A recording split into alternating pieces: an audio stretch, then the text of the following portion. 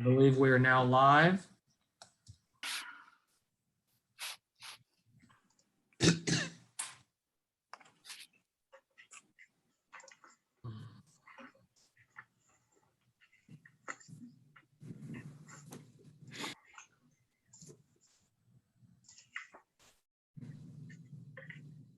believe we are now live.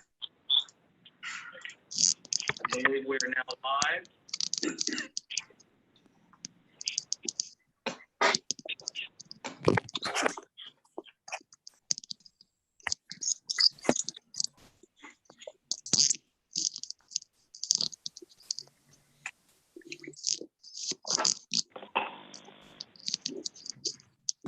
I believe we are now live. I believe we are now live.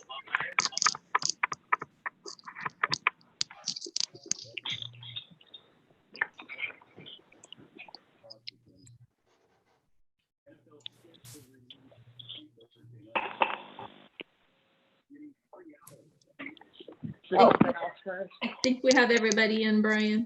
I believe we are now live. I believe we are now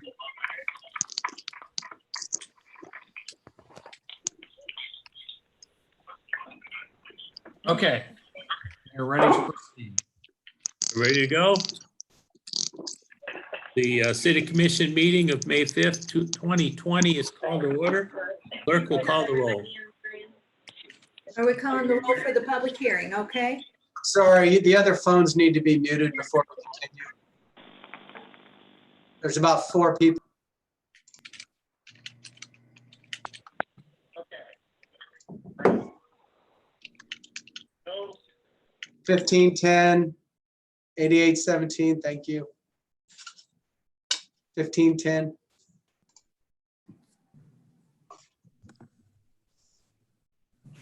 Okay. Mrs. Chilton, Here. Dr. Yes. Estrop, Here. Mr. O'Neill, Here. Mr. Rue, Here. Mr. Copeland. Here. The hearing scheduled for 10 a.m. is called to order. The purpose of this public hearing is to consider proposed change in zoning. Has proper legal notice been given of such a hearing? Notice of a public hearing for the purpose of considering the proposed change in zoning for a 1.22 acre parcel bordering West North Street, South Yellow Spring Street, and West Columbia Street from DMC Downtown Medical Campus, UPOD, to CN2 Neighborhood Commercial District, UPOD, was published in the Springfield News and Sun, a newspaper of general circulation within the city. Attached here too is a true and correct copy of the legal notice published on April 5th, 2020. I move the communication and notice be ordered received, recorded in the minutes and filed. Second. Been moved and seconded. Clerk will call the roll. Mr. Rue, Yes. Mrs. Chilton, Yes. Mr. O'Neill, Yes. Dr. Estrop, Yes, Mr. Copeland. Yes. Staff report. Do we have the staff report? Okay, are you ready with a PowerPoint, Regina? Yep, sorry, getting there. Okay.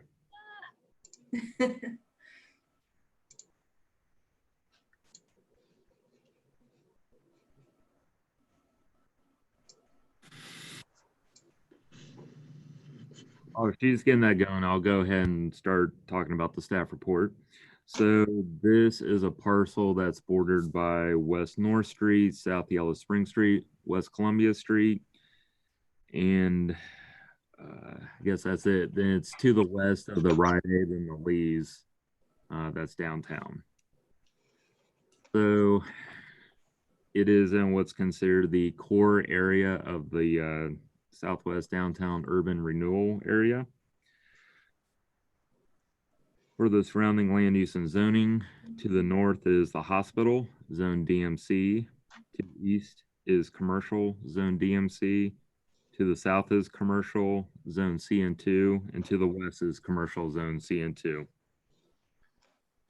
For the background on this item, the applicant requests to rezone the subject parcel from DMC UPOD to CN2 UPOD. The applicant stated rezoning the parcel would allow for the development of a new office building. The parcel will remain in the hospital zone of the Unified Plan Overlay Land Use Zone. So Regina's got the PowerPoint going now. This is the subject parcel that's outlined. And go to the next slide, Regina. This is what's defined as the hospital core area, and you'll see in the very southwest corner of the highlighted area is the subject parcel. And go to the next slide. This shows the surrounding land use and zoning. You'll see the Lee's Chicken and the Rite Aid are just to the east of this parcel. And you can go to the next slide, Regina. And this is a view of the parcel from South Yellow Spring Street looking north. So for the analysis, the Connect Clark County Comprehensive Plan shows this future character area as institutional campus. For the surrounding land use, the uses permitted in the CN2 district are consistent with the character and other uses in this area. Thoroughfare plan shows all streets bordering this parcel are classified as primary arterials. Staff comments on this item, there were no objections. Staff recommendation is approval to rezone the subject parcel from DMC to Neighborhood Commercial District. The City Planning Board recommended unanimous approval, and I can answer any questions. And I believe the applicant is also available for questioning. Are there any questions of staff? So were there any objections to this change to zoning, Stephen? No, there were no objections. All right, thank you. Anything else from staff? Would the applicant wish to speak? I don't see his, It'd be Wayne Jonathan. Sanford. I thought I saw his name. Jonathan Schaff, RDA Group Architects. I have nothing further. Steve did a good description of our request for the rezoning.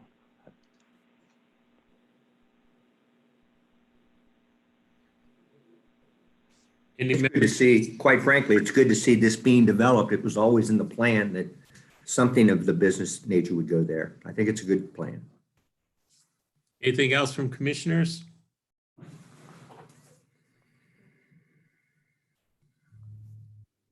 I believe we have a member of the audience who has pre-registered with the clerk.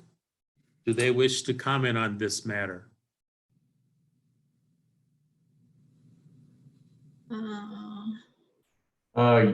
Yes, I have a question.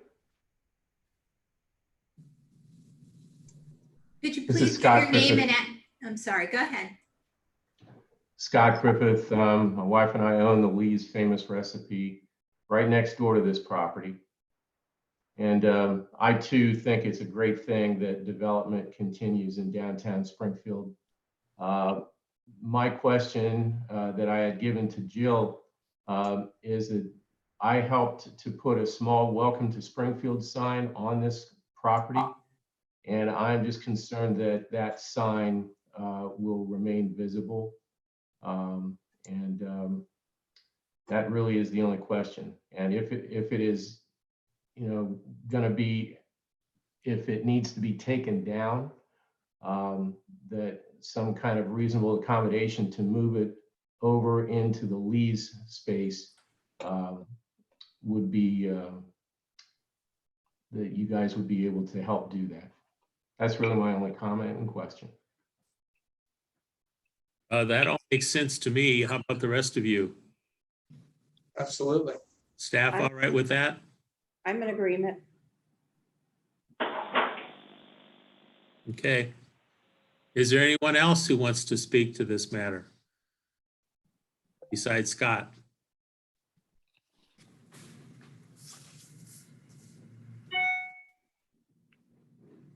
Thank you. Okay.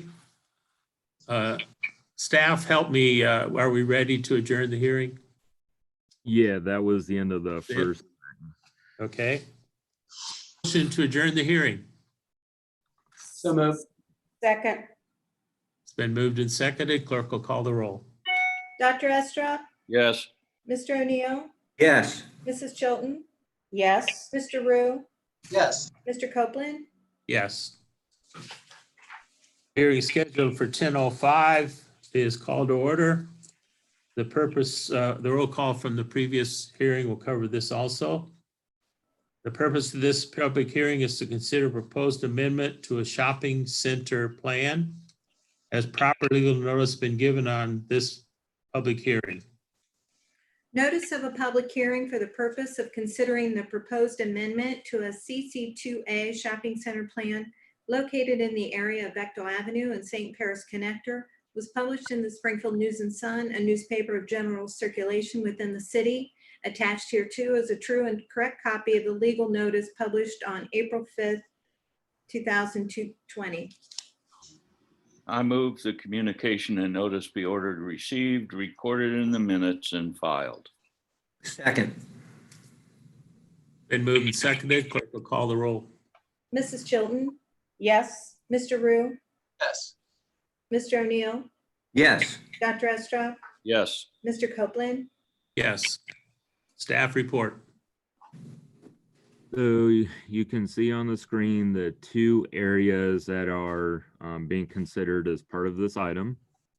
The one to the south is behind Hobby Lobby, and the area to the north is next to what's commonly known as the Sayers House on St. Paris Pike. Next slide, Regina. So basically go back one. So generally what's being considered, currently the area behind Hobby Lobby can be developed. And the area next to the Sayers House is to remain green space. So what the applicant's proposing is more or less swapping what can be developed in these areas. So they're proposing to keep the area behind the Hobby Lobby as green space and instead allowing the area next to the Sayers House to be developed. Okay, next slide, Regina. Okay, you can see the surrounding land use and zoning. To the north is residential, zoned RS5 and R1. To the east is residential, zoned RS5 and R1 as well. Then to the south and west are both commercial, zone CC2A. Next slide, Regina. Okay, for the background, the applicant, as I stated, is requesting to amend the shopping center district plan for this area. Currently, the 1.528 acres behind Hobby Lobby can be developed. The owner is proposing to keep the area behind the Hobby Lobby as green space that cannot be developed. The owner would then like the 1.07 acres along St. Paris Pike available to be developed. For the analysis, the Connect Clark County Comprehensive Plan shows this future character area as commercial center. The Thoroughfare Plan shows Bechtel Avenue is classified as a primary arterial street and St. Paris Connector is a local street. Return reports from staff, there were no objections. Staff recommendation on this item is approval of the request to amend a CC2A plan in the area of Bechtel Avenue and St. Paris Connector. The City Planning Board recommended unanimous approval. I can answer questions and the applicant is also available for questioning. What's the current status of the Sayers House? The applicant might be able to add more, but I believe last summer it did sell to an individual, and I believe they were in the process of rehabbing the property.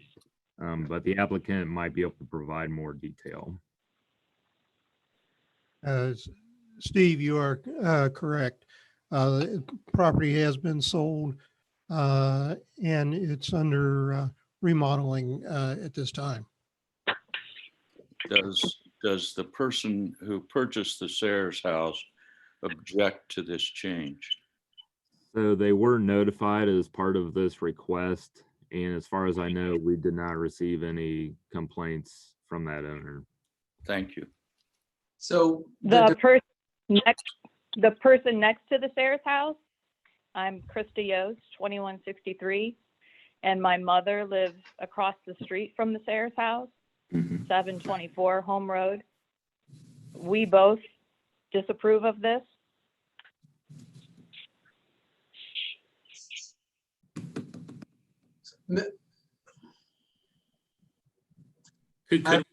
I think we got ahead of the agenda here.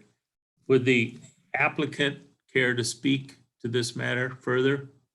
Then we will let people who object speak, okay? Thank you. This is Art Harden with Caliber Engineering, 10534 Success Lane, Centerville. The idea behind this is basically to square up the property to allow a little more flexibility and development on the remaining property beside the Hobby Lobby. The property actually behind the Hobby Lobby is available for development, and we could access it beside the Hobby Lobby and do something up there such as a storage, or, you know, there's an acre and a half in that area.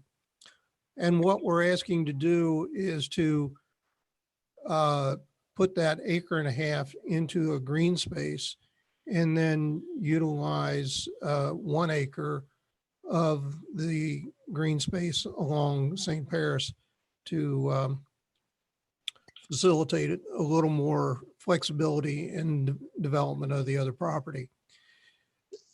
Couple things we are doing is we are maintaining a buffer all along St. Paris Pike. We're also going to maintain a green space buffer next to the Sayers property. So in a sense, we're not taking all of the green space. We're just taking a portion of it for development, with the balance of it remaining as green space. So Mr. Harden, could you explain again, what was your purpose for wanting to swap? Why not develop behind Hobby Lobby? No frontage. Well, if we develop behind Hobby Lobby, we would be putting in lights and everything else up in that area, you know, for security. And that's closer to the residents, you know, behind the center there.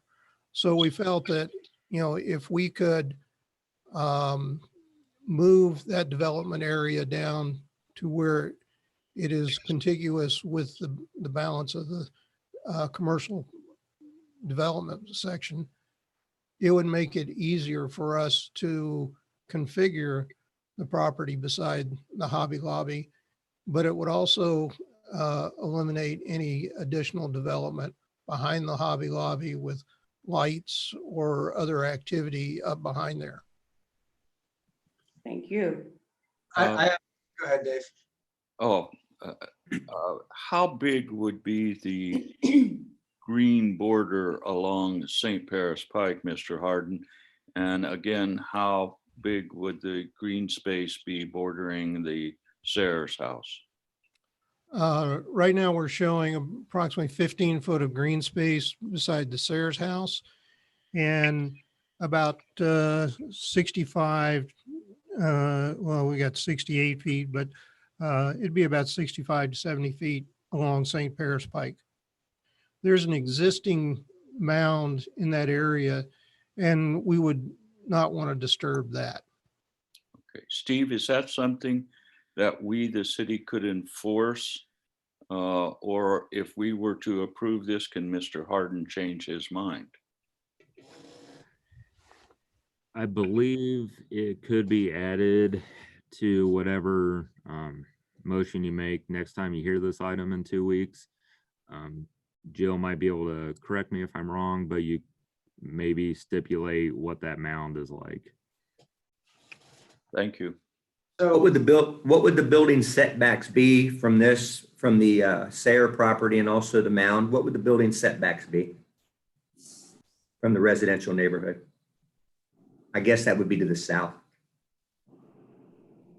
Hmm. So the minimum setback is 5 feet from the Sayers house. The applicant may be able to give you a better idea of what they're thinking about. Right. The actual setback will be though. Well, I'm looking at Hobby Lobby, and if that was back on that lot, it would be on the lot line. So what kind of setback are we looking at from that lot line for a building? Well, from a building envelope standpoint, Mhm. you're generally going to have a drive back behind the building. So we've got 15 feet there of green space. Then you're going to have approximately a 25, 30-foot drive.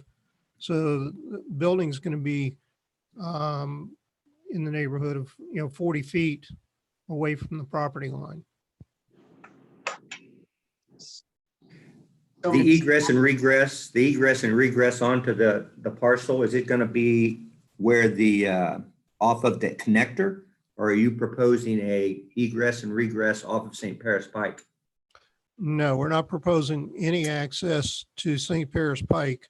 All the entrances for the entire center have Right. been established and approved by the city engineer.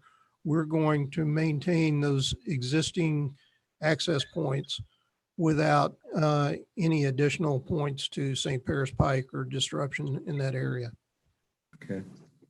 So could Steve, you could write quickly. So could another box store be just built right next to Hobby Lobby on this property if this is approved? Yeah, there would still be a minimum setback, of course, but yeah, potentially another store could go here.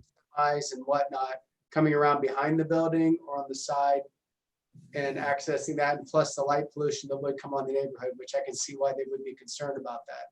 I remember when Jack Sayers owned that house and he was concerned about the light coming into those areas. So, it just was wanted to know what the potential use would be. Would it be another box store or something different?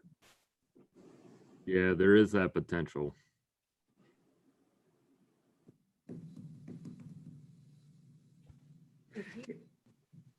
Yeah, but if someone was to develop, we're talking about his zoning, not someone else's, but if someone was to try to develop behind Hobby Lobby right now, it couldn't be a very big thing because of the setbacks and because of, it couldn't be a box store in that envelope there anyway.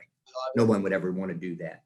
Yeah, you would never, there's no frontage. That's why I would. No, they can't do that. So that's why the only thing that was ever proposed there that it might have been in the early days. And I want to remind everybody, this has been going on for over 20 years.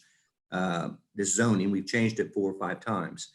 It's just one of those things where, and I'm not opposed to looking at zoning changes, but anytime you're going to directly affect the neighborhood, they get a little upset, and I understand that.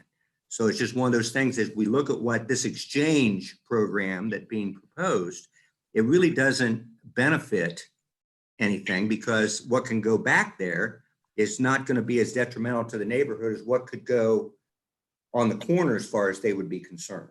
That would be my only objection to doing something like that. I mean, what Mr. Harden already said is probably the only feasible use is some sort of storage facility, which would be a lot of light pollution, which I appreciate him saying that as well. But like I said, my concern would be because aesthetically coming down St. Paris, if there's another box store there, then we're going to have the backing in and the disruption in that neighborhood. That's just a concern I have and why we're asking. I would certainly like to see the request amended to include enforceable limits in terms of the green space. However, Steve or Jill, that needs to be accomplished. I would be much more comfortable considering this if those were part of and enforceable by the city as required. Green space where, David? On both St. Paris Pike and adjacent to the Sayers property. Well, I think that the area on St. Paris immediately on St. Paris is already zoned in such a way that it's going to be green space. That's where the tree line is now. But I just remember last year we voted to sell that property. And then this year, if we're voting to allow a building to be, this to be used with a large building, you're talking about dumpsters clanging on the ground in the morning, truck traffic. And so I guess I'm sympathizing with the neighbor, but we haven't heard from them. But we are hearing from neighbors across the street as well. I thought I heard Steve say that currently as proposed, the green spaces were not guaranteed. And I'm wondering if we can require that as a condition for the change. Jill, can you help us out with this? If you recall, there is an easement that's part of this. So some of this we can discuss with the applicant and the owner, and whether or not, when this comes to a vote, to make that a condition of approval would be amending that easement, but that's a little bit longer of a process.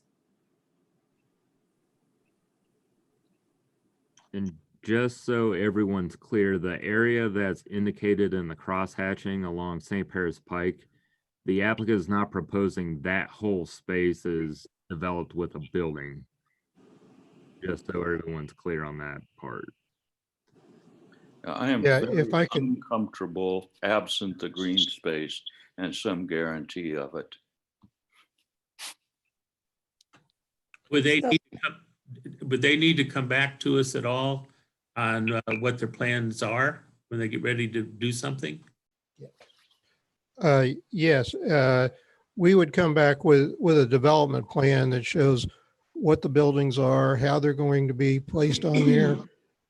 That's all part of the CC2 zoning that's required.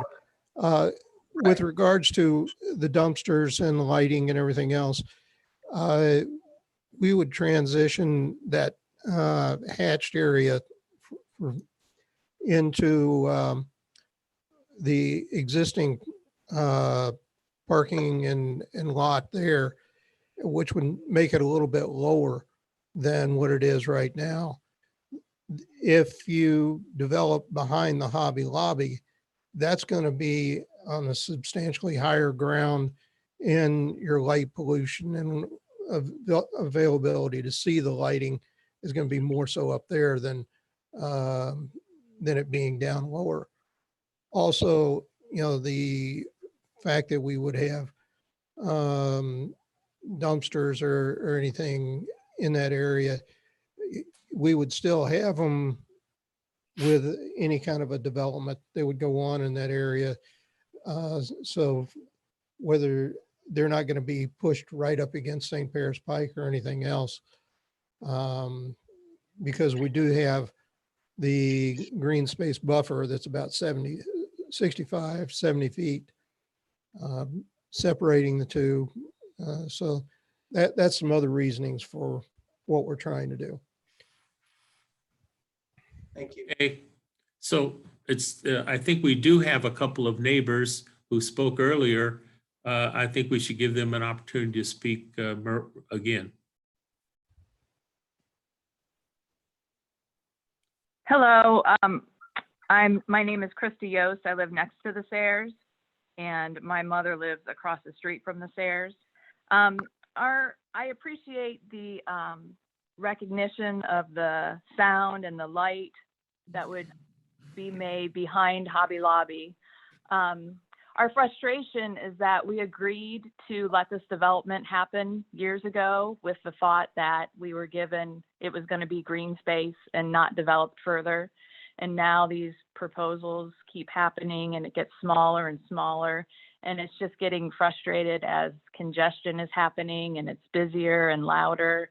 And so we are just frustrated with the continued movement towards the green space getting smaller and moved around. Yeah, I guess one of the questions that we need to ask you is, there are the two pieces of property we're talking about. You understand that they could develop the one that's up at the top of the map. That would be right behind Ayers. And that seemed to me would be worse for the neighborhood. Yeah. Then it seems to me that the change that's being proposed actually is somewhat better for the neighborhood. But I understand you maybe don't want anything done. But what could be done now seems to me to be worse for the neighborhood than what is being proposed as possible in the future. Do you understand what I'm saying? I do hear that, yes. Yeah. Yes, thank you. Okay. I like the concern stating that, the green space needs to stay, whatever gets approved, the 15 feet and the 65 feet, just trying to keep that from becoming more and more industrial around there Yeah, I understand. and keeping it more residential. I understand your concern, and I think it's appropriate. I guess if I were you, I'd be more worried about the development behind Hobby Lobby than what's being proposed. Seems to me it would disrupt your life more. So, but you're the one that's living there, so you can decide that. But Mr. Mayor, any other comments anybody wants to make? Mr. Mayor. Warren? Mr. Rue. So what I'm saying, what I thought I heard Mr. Harden say is that the mound or the green space would stay, or that's the intention of that area, right, Mr. Harden?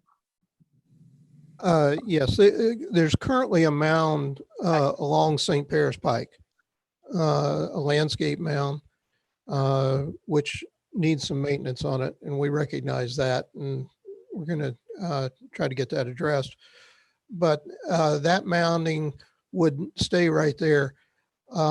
Actually, all along St. Paris Pike and part of the CC2 zoning that we had previously approved, even down toward the intersection, we have a restricted green space that extends down to the connector. So that entire strip from the Sayers property all the way to the connector, that and right down in there, correct. That all maintains as a green space, and that's what was approved previously under the CC2 zoning. And to be clear, if you had plans for something specific, you would have to come back to us again, right? Correct. We do have to go through the site plan approval process and everything else. Right now, because of the configuration of the property, we're limited as to what we can put in there. This gives us a little more flexibility of what can be developed and when it can be developed. I just would like to see something that would be attractive in that area. My concern would be driving down St. Paris and seeing the back end of semis and trucks and things like that. So that's probably why I'm asking a lot of questions. I understand the light pollution behind Hobby Lobby, but I see this as even a greater concern is what you see coming down and into Bechtel. That's just my thought. That's why I'm asking a lot of questions. Yeah, I guess the question we have to ask ourselves is changing this zoning net, making it a little bit better, and recognize that for any actual proposal to do something, we get another shot at it. Thank you. Is Mrs. Yost still there? Or is she hung up?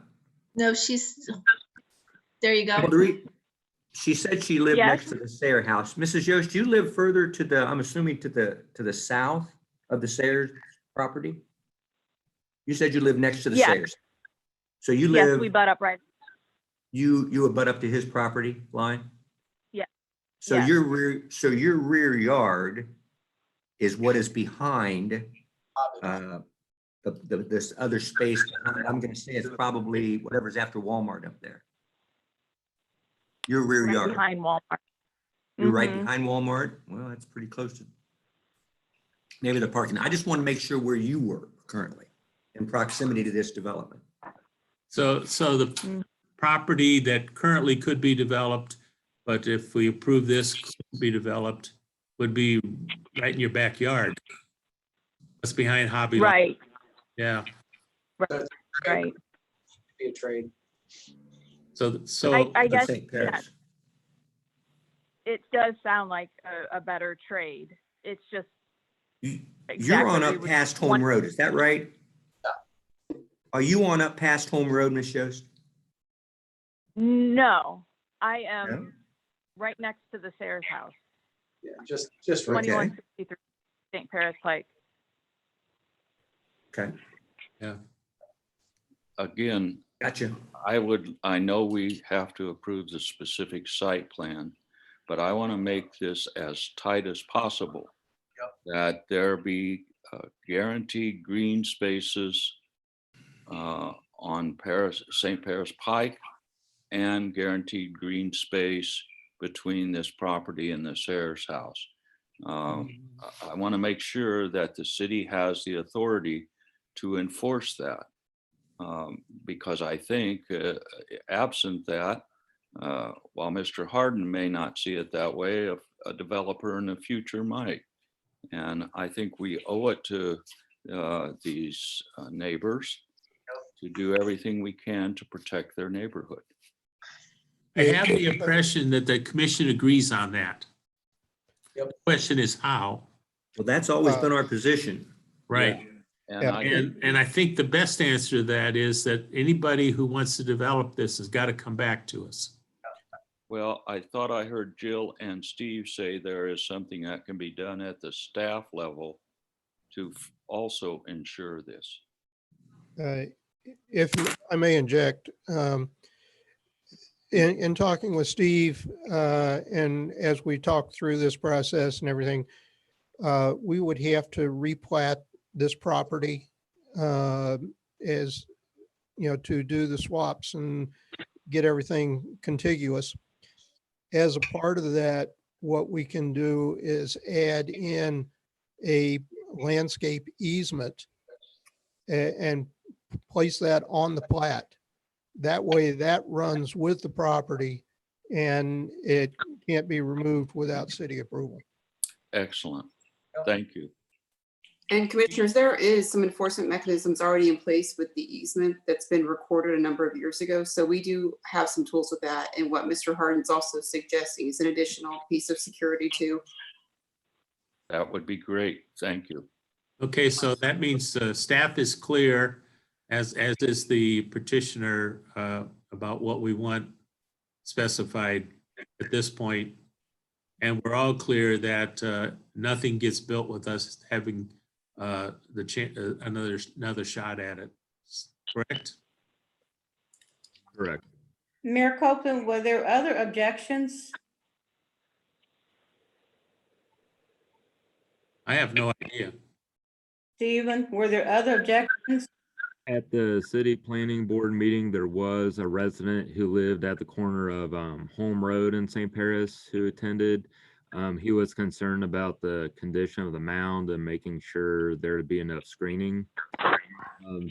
Through that meeting, that person and the applicant discussed various options, and I think by the end of the meeting, the person who was in opposition at the beginning was satisfied with the answers Mr. Harden gave him about what they would be doing to the site.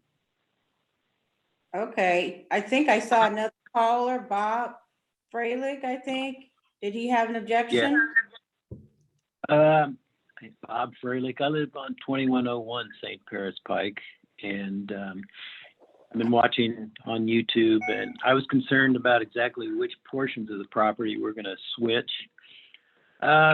Truthfully, as many times as I've heard a description of the possibility of light pollution and noise, it almost sounds as if, you know, okay, if we don't agree with this in the neighborhood, we're going to go ahead and add to what is already substantial light and noise from the entire Bechtel development. You'd have to live here to appreciate it.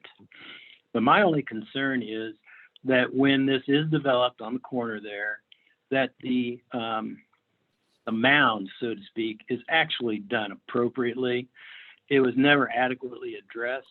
Over the years, the plants have died repeatedly. It's pathetic looking, really. And it would be good if this was treated as an entrance or a gateway to Springfield. So that I would like that before the barrier is reconstructed, so to speak, people have some input. So it was done adequately. It looks good, and possibly put a sign say you are entering Springfield, because I can tell you that speed has always been an issue. I've addressed the city numerous times trying to change that without success. But noise, gunfire, dumpsters, loading docks, it's all made a great change to our neighborhood. So whenever this takes place, I would hope that the barrier is done well. So it's with as much care as other land use has been prepared and improved, so it looks good. What was done initially was pathetic, really. And anybody that drives by there would have to agree. When Hobby Lobby was put in, they just added another mound indiscriminately that's quite ugly.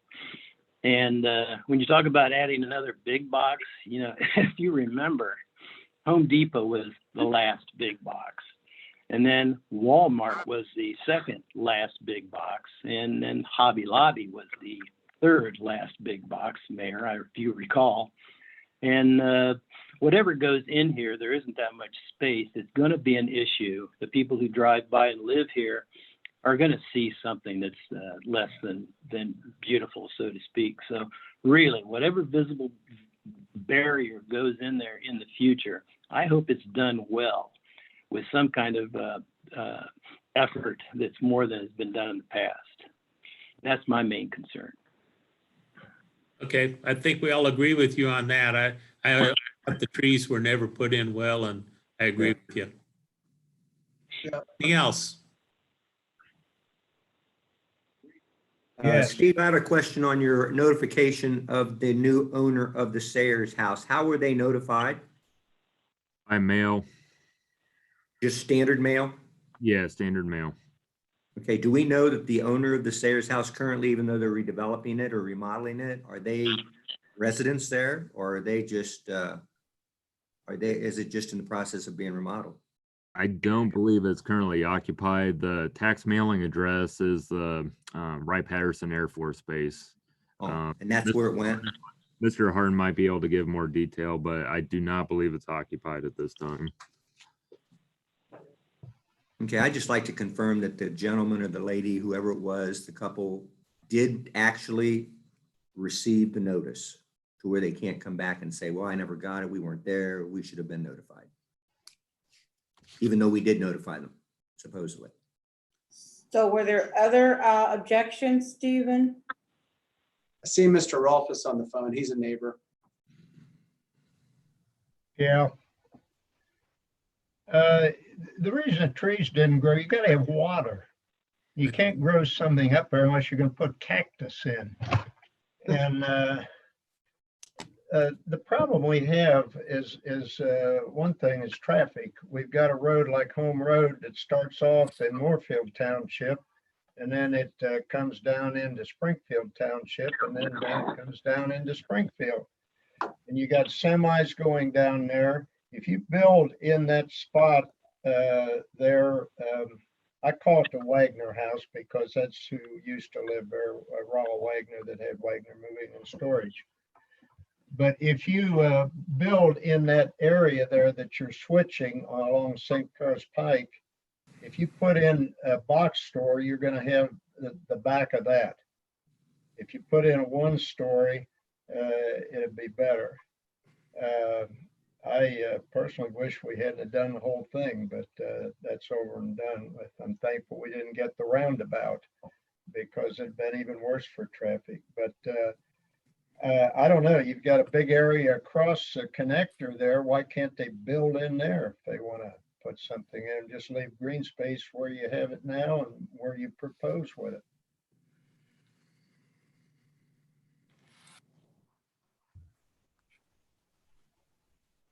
Okay, anything else we need to talk about? This will be back on our agenda in 2 weeks. correct? Yes. Yes. On the agenda today is a first reading, I believe. First Right. reading today Yes, that is correct. on the 19th. Okay, So in 2 weeks, it'll be voted on. yeah. Is there a motion to adjourn the hearing? So moved. So moved. Second. Been moved and seconded. Clerk will call the roll. Mr. O'Neill, Yes. Mr. Rue, Yes. Mrs. Chilton, Yes. Dr. Estrad, Yes. Mr. Copeland, Yes. The hearing scheduled for 10:10 is called to order. The roll call from the previous hearings will cover this one also. What the purpose of this hearing is to consider a proposed right-of-way change. Has proper legal notice been given? Notice was published in the Springfield News and Sun, a newspaper of general circulation within the city, advertising the city commission's consideration of the vacation of the first alley east of Woodlawn Avenue from Bill Edwards Drive north to the intersecting east-west alley. Attached here too are true and correct copies of the notices of public hearing published on April 5th and 12th, 2020. I move the communication and notice be ordered, received, recorded in the minutes, and filed. Second. Been moved and seconded. Clerk will call the roll. Mrs. Chilton, Yes. Mr. Rue, Yes. Mr. O'Neill, Yes. Dr. Estrad, Yes. Mr. Copeland. Yes. Staff report. Okay, so this is a request to vacate an alley between 24 and 26 Bill Edwards Drive. Both of those properties are owned by the same individual who's also the applicant. As you can see on the map, there's a garage at the north end of the alley, but access to that garage is from the east and west alley, not the alley that's the subject of this request. Return reports from utilities. There were no objections. Planning and zoning comment. The applicant requesting to vacate this right-of-way owns property on either side of the alley. Staff recommendation is approval of the request to vacate the subject right-of-way. City Planning Board recommended unanimous approval, and I can answer questions. You can go to the next couple slides, Regina. It will show pictures of the alley. This is looking from Bill Edwards, then this is from the east-west alley. Are there questions of staff from commissioners? Were there any objections at the planning board hearing? No, there were no objections. And you said the garage is, I'm looking at this green garage. It's not used, they don't utilize that alley to get into that garage? No, you can kind of see on the very right-hand side of the picture is part of the garage door, and that door is on that east-west alley. And that's how they get in and out of the garage. Okay, and they did not object? Correct, they did not object. Okay, thank you. Any other questions of staff? Is the petitioner present?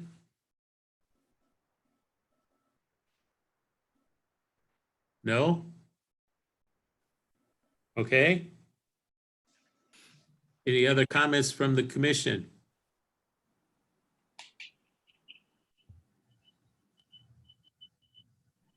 Did we have anyone pre-register to speak on this?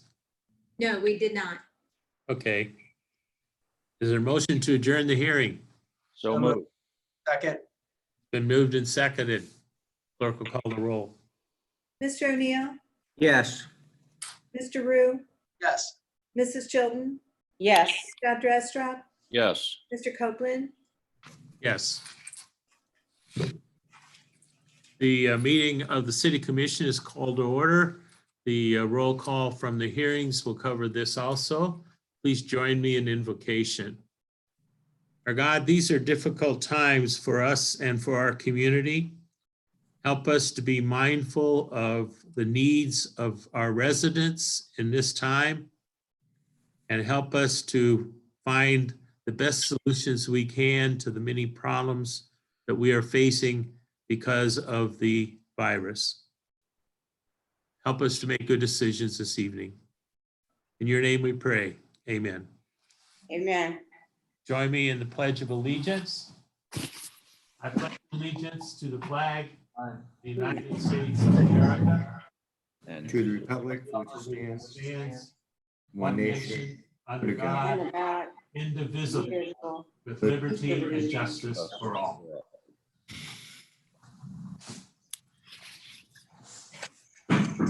Is there a motion to approve the minutes of our last meeting? So moved. Second. It's been moved and seconded. Any questions or comments? We'll call the roll.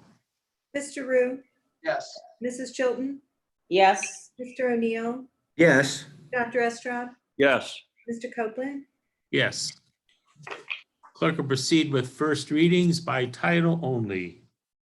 amending the zoning map of Springfield, Ohio by rezoning 1.22 acres from DMC Downtown Medical Campus, UPOD, to CN2 Neighborhood Commercial District, UPOD. Approving an amendment to the existing CC2A shopping center plan located in the area of Bechtel Avenue and St. Paris Connector to modify the designated green space and commercial use space. Vacating the first alley of east of Woodlawn Avenue from Bill Edwards Drive north to the intersecting east-west alley. Adopting a Southwest Downtown Urban Renewal Plan Amendment Number 5. Authorizing the exercise of the city's option to renew the contract with Carmeuse Lime and Stone Incorporated for the purchase of quicklime for use by the city's water treatment plant for an amount not to exceed $774,800. Confirming and approving change order number 1 to the contract between the city and Sterling Quality Concrete LLC for the 2020 sidewalk curb and gutter program to decrease the contract in an amount not to exceed $270,627.26 for a total amount not to exceed $234,725.94, and authorizing the city manager to execute said change order number 1. Are there questions or comments from commissioners on the first readings? Yes, on the last ordinance, the decrease, obviously that's very good news, but I would like to have an explanation of why there is such a substantial decrease. It may not be good news, Dave, but go Yeah, ahead. I know it's good news. Yes, commissioners, this is related to our neighborhood street program. So we recently awarded this contract with Sterling Quality Concrete to perform the sidewalk curb and gutter work for the neighborhood street program that was awarded last week or last commission meeting. We have decided, given the current situation of the COVID-19, that it is not prudent for us to serve property owners in the selected areas for the neighborhood streets with sidewalk replacement requirements. And so we are removing that flat space surface requirement out of this contract, and the city will provide the replacement of curb and gutter that is necessary to complete the neighborhood street program. And so the areas that were brought to you for the neighborhood street program would not be served for sidewalk replacement at this time, and the city would move forward with completing the curb and gutter that needs to be repaired and replaced as part of this contract. That makes very good sense. Thank you. Any other questions on first readings? Yes, on item number 113-20, adopting the Southwest Downtown Urban Renewal Plan Amendment. Could you talk about amendment number 5? Yes, so when the hospital project was put into place, we created the Southwest Downtown Urban Renewal Plan. Specifically, this area indicated use by downtown medical campus zoning. And this ties specifically to the first zoning item that you heard this morning with SMHA. And so what this does is it amends the Southwest Downtown Urban Renewal Plan to be consistent with the zoning change that is proposed and will be voted on in 2 weeks as well. So we will have to amend this plan if the rezoning of the property for SMHA's project moves forward. So basically, we would be removing that piece of property from the hospital area. From the downtown medical campus requirement, yes. Right. Thank you. Anyone else on first readings?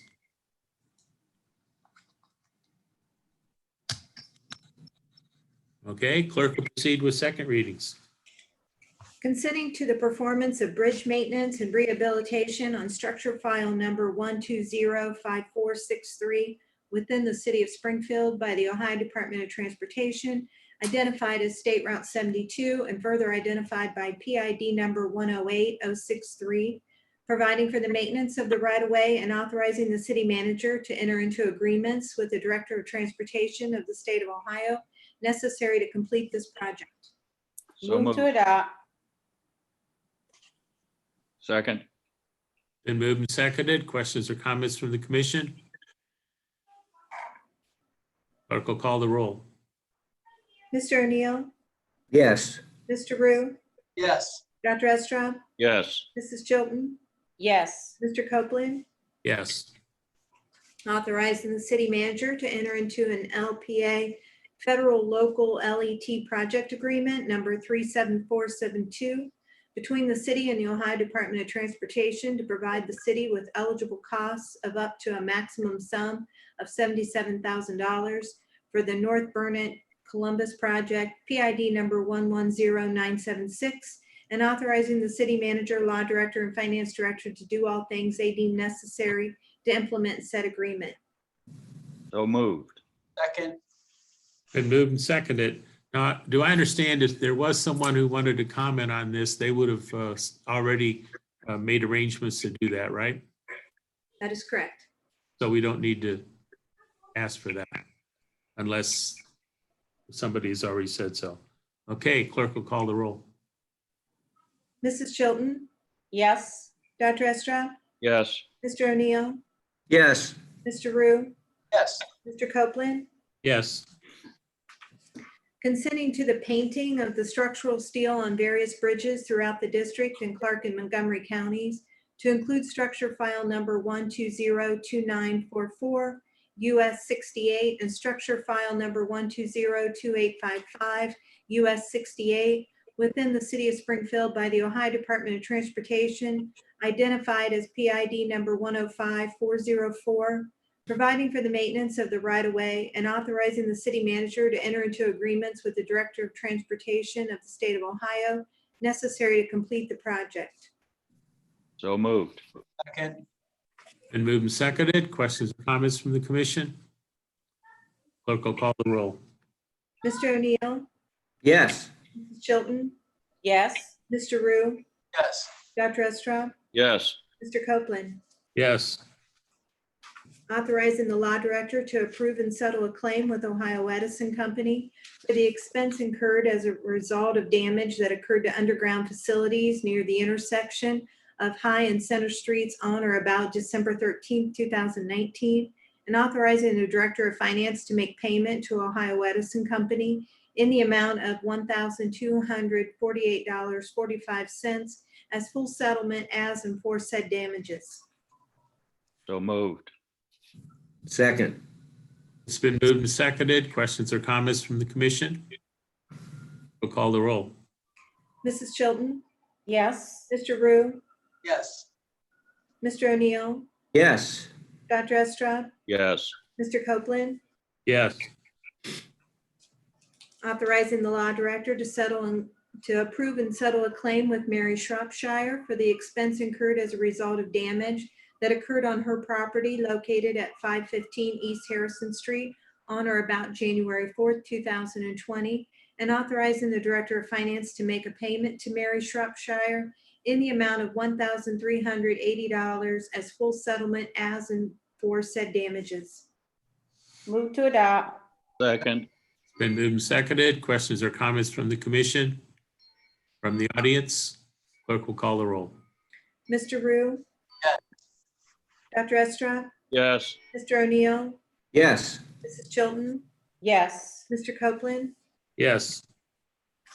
Authorizing the city manager to enter into agreement number 34811 with Martin and Wood Appraisal Group LTD for the sidewalk project PID number 109478 for an amount not to exceed $7,740 and declaring an emergency therein.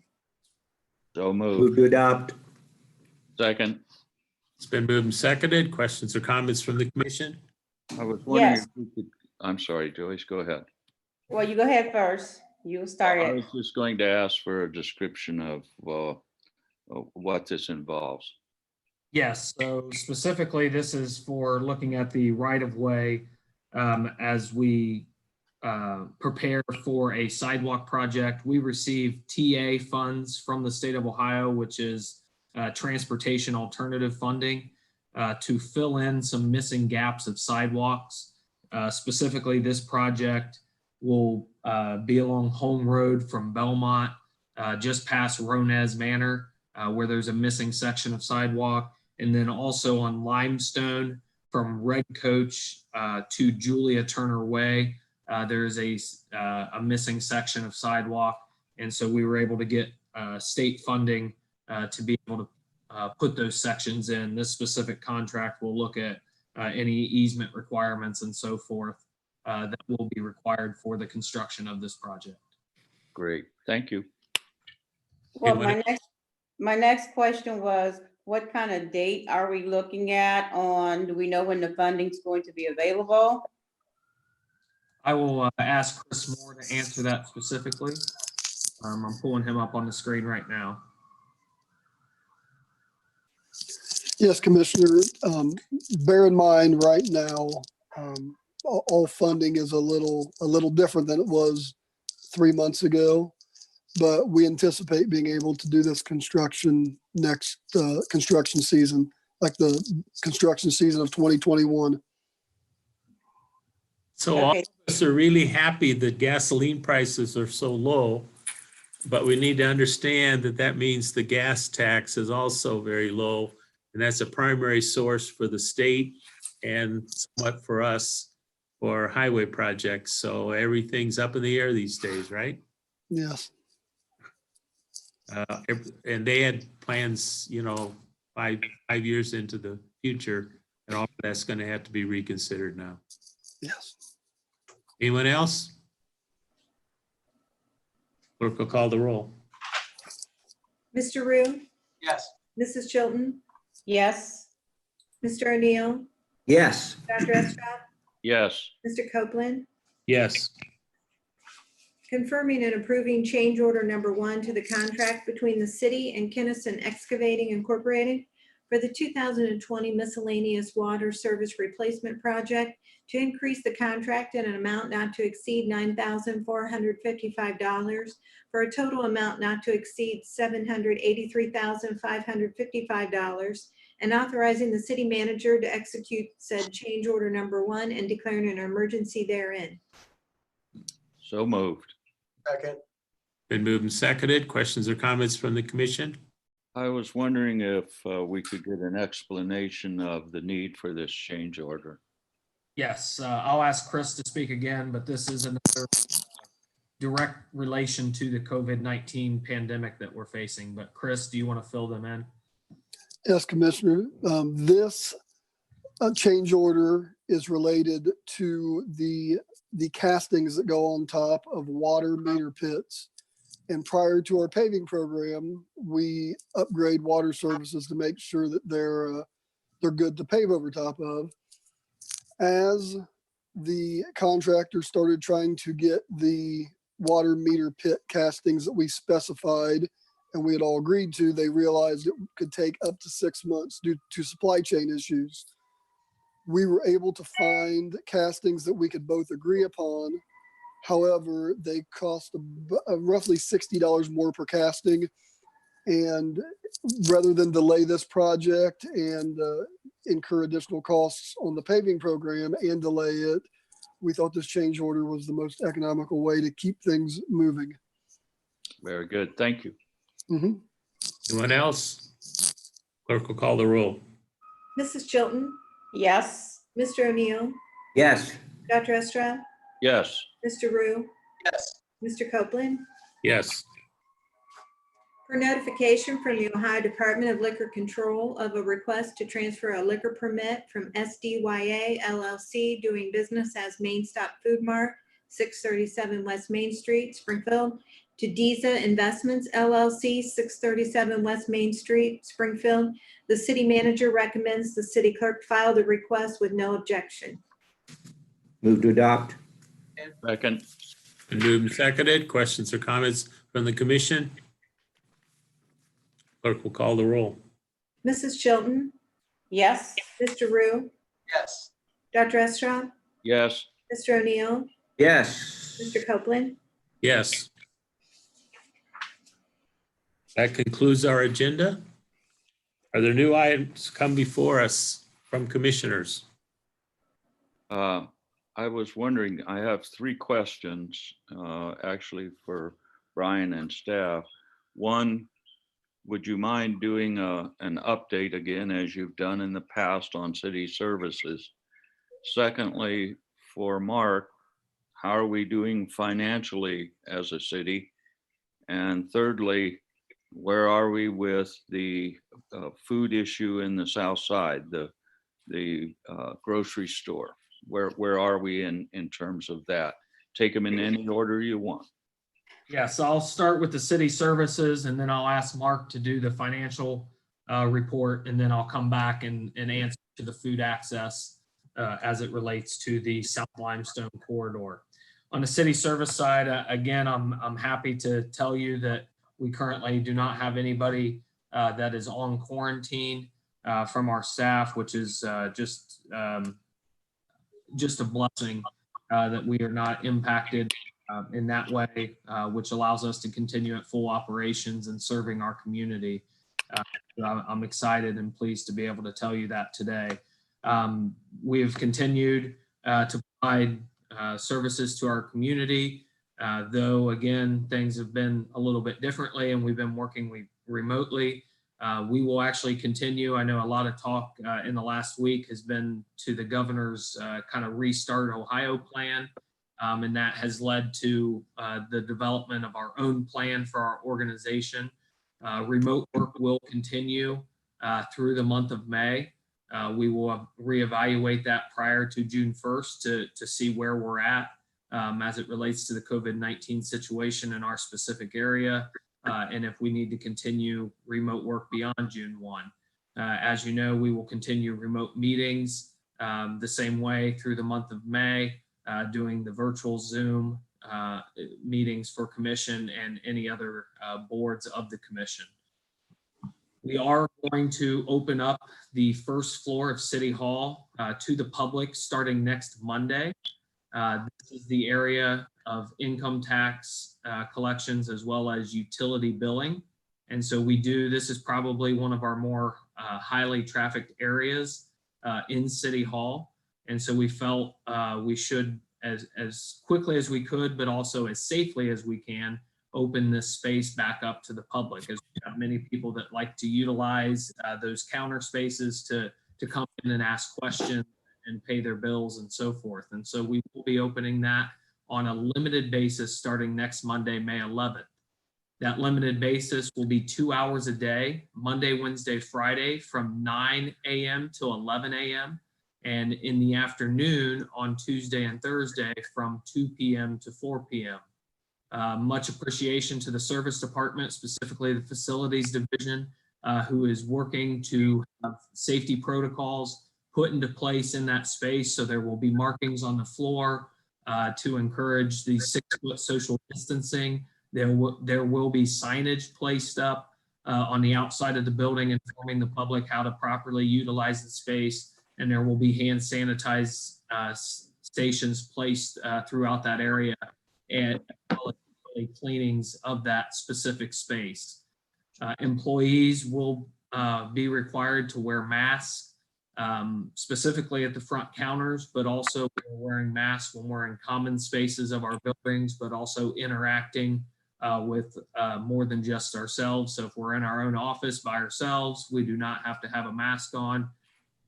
But if we are interacting inside the city facilities with other employees, we need to all have masks on at this point in time.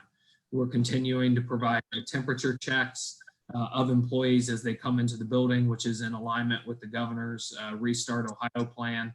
And so we will continue to implement those measures, those precautions, as long as the state of Ohio, the director of health, and the governor have planned for us as an organization in the state of Ohio. So again, I'm very pleased with what we're doing, very proud of our staff, again, stepping up to the challenges and adapting to those challenges to continue to serve our community in the best way possible. So we should have had our temperature taken when we came in? Yes, when you enter the facility, you should take your temperature. So where do we do that? There is a station set up on the second floor of City Hall. Second floor, okay. We're working to have stations implemented on each floor, but right now a station is on the second floor of City Hall. Okay, so commissioners, remember that next time. We need to get our temperatures checked when we come in.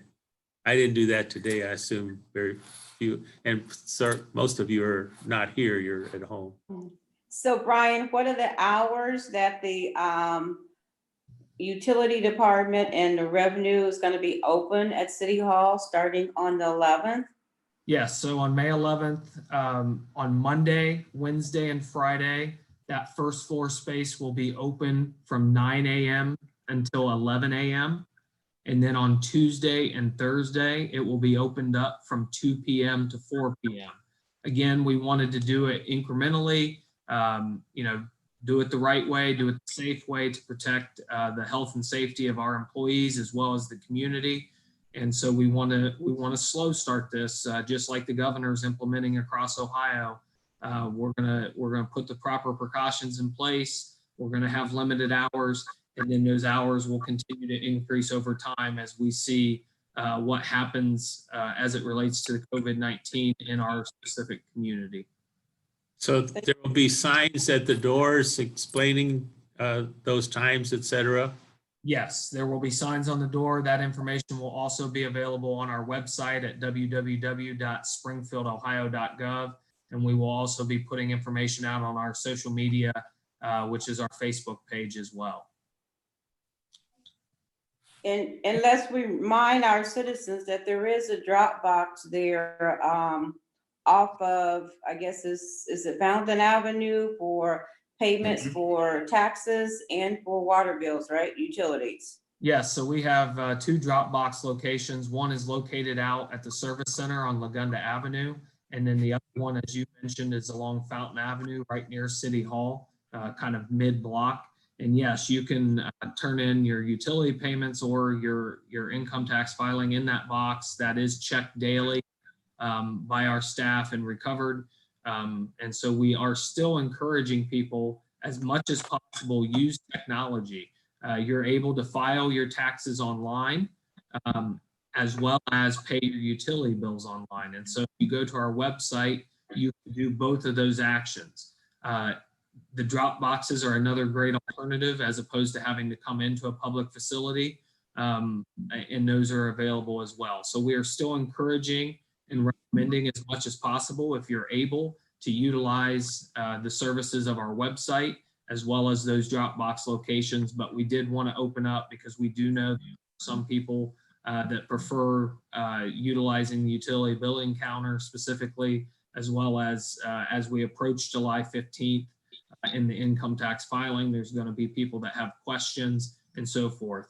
We will be working towards also the ability to schedule appointments in the near future. So if you are working on your income tax and you have questions or you need assistance in that filing, we are working that we would have the ability for people to schedule direct appointments as well, so that people don't have to be queued in line for long periods of time surrounded by other individuals. Just one other question. Are we providing masks for the general public?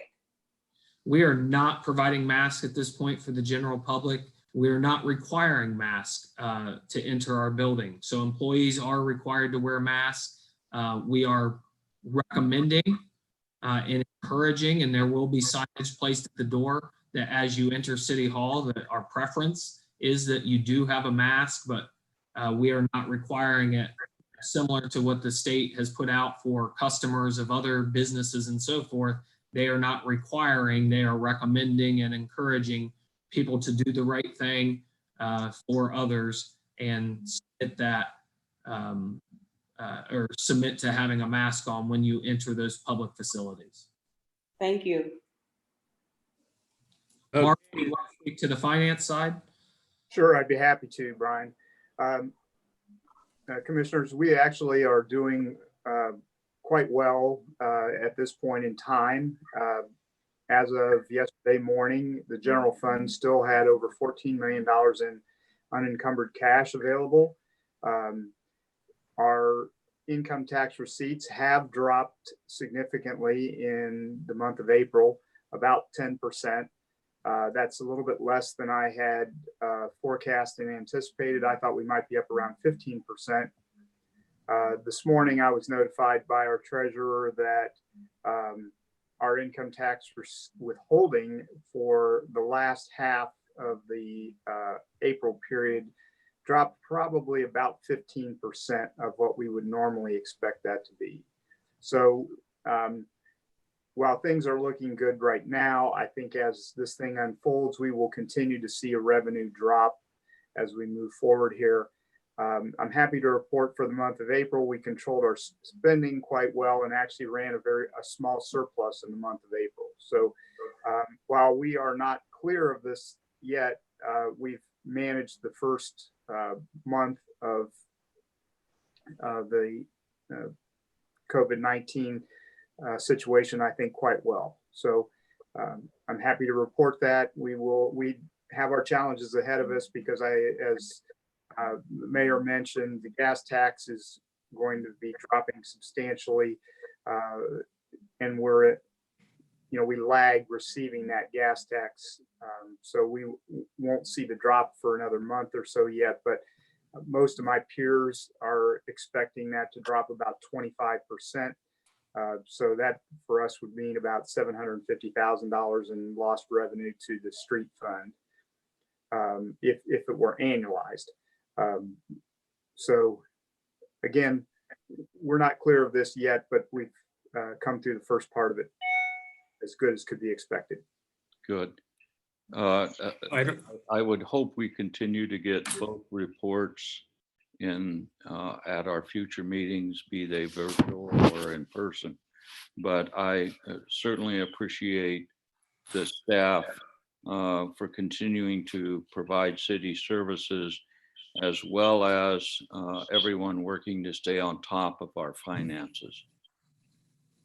I also appreciated the survey that was done of employers in Springfield to give us sort of a sense of how many of them were up and going and et cetera. I think we need to continue to do that on a regular basis too.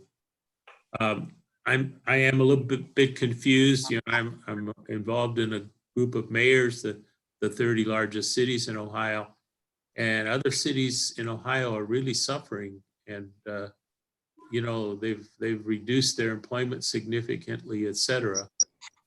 Now, what we may forget is that we don't do some significant services that are in the city budgets elsewhere, trash pickup, for instance. And also, we do not run this parks program as a part of the city's budget. And those are areas where they've made cuts.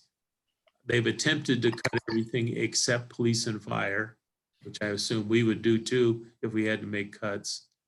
Actually, by law, we have minimum staffing in both of those. So, but in any event, I am going to continue to beg on our part, even if Mark says we're okay. We are attempting to, and Nan Whaley, the mayor of Dayton, is really out front on this and has been interviewed on a lot of media, national media even, out of the effort to get the federal government to help state and local governments. The governor has been very clear that his budget is in so much trouble that there is no way he's going to increase money to the cities. So if we don't get it from the feds, we'll be dependent on our own revenue. So I think this is an issue we have to really keep on top of, because things can change, and over time, maybe we won't be in as good a shape as we are. And Mark, don't tell any state or federal people that we're in good shape, okay? Okay, well, I don't want to be too optimistic here, because looking forward, we are going to experience some tougher times because of revenue drops. But at the moment, like I said, we're okay. But my normal pessimism is still there. Good. So, You're an accountant, it should be. Well, and again, commend our staff, commend finance. We've been able to control our expenses. We have made some cuts on capital improvement projects, a little over $1 million that was budgeted that we are not going to move forward with in 2020 because of this. So we have had to make cuts, and I'll caution, yes, we're not as bad. There's some cities that have seen 25 to 30% reductions in their income tax. Mark, the latest numbers is, about 10%. And then with the latest projection for the latter half withholding of 15% down, that over time will build. And if you recall, when we approved the 2020 budget, we approved an increase of revenues over our 2019 budget. And so if this continues, we'll face obviously a larger deficit than what we planned for in 2020 itself. So, yep. Right. As far as, so Commissioner Estrop's last question related to the food access issue, and specifically the South Limestone Kroger closing. So again, staff continues to meet on a regular basis to discuss the future of this location, both the short term and the long term. Again, TAC Industries, the Abilities Connection has stepped up in providing transportation services 3 times a week from the former Kroger location for those that need it. That was set to run through the first week of June. So we have about another month of activity on that shuttle service. The Second Harvest Food Bank has stepped up in a big way. On top of, they're seeing a significant increase in the percentage of those dependent on them for food because of the COVID-19. They continue to provide that service down specifically in the South Limestone corridor as well, as they provide food access for those in need. And so we're very appreciative of our partners in the community that have stepped up in a big way to help our community, especially in the term period. For the long term, again, staff is meeting with some interested parties or potential development opportunities for that location. The land bank as a partner has done a full building assessment, and at the next commission meeting, I will be bringing you a proposal to provide some funding to the land bank to help with the carrying cost as they look to close on the Kroger building itself with Kroger no later than June 1. And so we would take possession of the building at that time, and there obviously will be some operation and maintenance expense to carry that building while we're working on that development strategy plan. There continues to be meetings with outside partners as well that are interested in seeing the redevelopment of the South Limestone corridor, but specifically providing food access to those along that south corridor there on Limestone. And so that work continues. An email was sent out to those that participated at the public meeting that then signed up to be involved in one of 3 work groups. There was a transportation work group, a redevelopment opportunities work group, and a food access work group. An email went out to all 3 of those groups this past Friday. And there will be more detailed information and follow-up emails from the specific staff members assigned to each work group here in the next week or so. So we are continuing to try to communicate with the public. We believe that it is important to have one buy-in from the public for what redevelopment strategies are moved forward with, but also to allow them an opportunity to collaborate on ideas and thoughts about what makes sense and what is good for the community in that location. Great. I have gone by the Kroger site when the food bank is there, and there are really a large number of cars there. People are responding to the need there. Yes. In a significant way. Thank you very much. Warren, has there been any discussion with the mayor's group? I have heard rumblings that the federal government is going to come forward with some first responder relief as far as money is concerned for police, fire, and EMS, as well as hospitals. Have you heard anything about that or how we go about applying for it? We're not to the point of applying. But we're at the point of lobbying to get it enacted. So there is no law to do that yet, but it's being pushed, and we're supporting that very strongly. And say Nan Whaley is really, she's been on media, she's been to, lobbying in DC. So she's sort of, I'm letting her represent us and I'm in communication with her on a regular basis. So that's the attempt. Is the next big bill passed in DC will include that kind of assistance. I think they've concluded they have a better chance of getting money if it's about first responders. Mm-hmm. So that will be up front. And again, there's increasing problem with hospitals being in financial difficulty, especially small hospitals. And that sort of appeals to folks who might be against spending federal money when they know that it's small hospitals in states with Republican governors.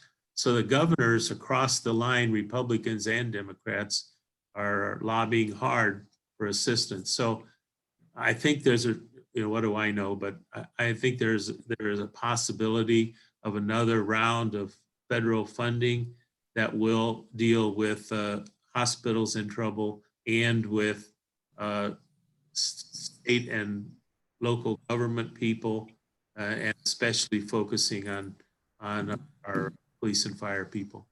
Okay. Yeah, and we're continuing to track as well. So the CARES Act 3, if you recall, had funding for localities that were 500,000 or more, which Columbus was the only one in the state of Ohio that actually hit that mark. Right. Receive a direct allocation.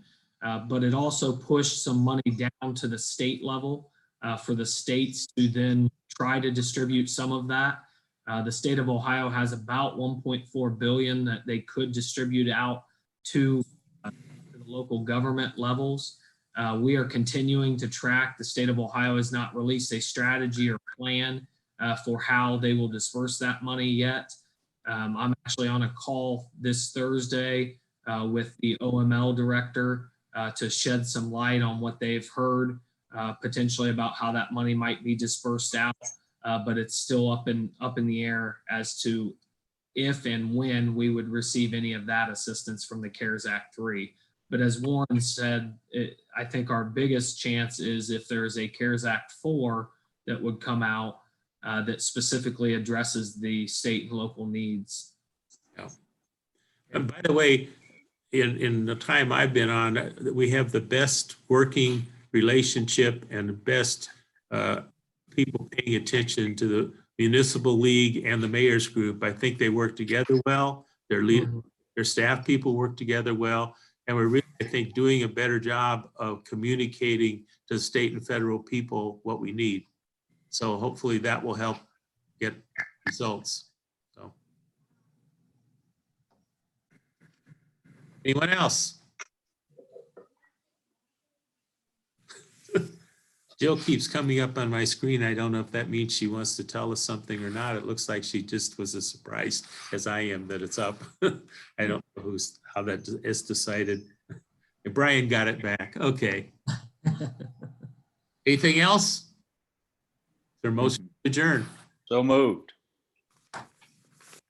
Second. It's been moved and seconded. Clerk will call the roll.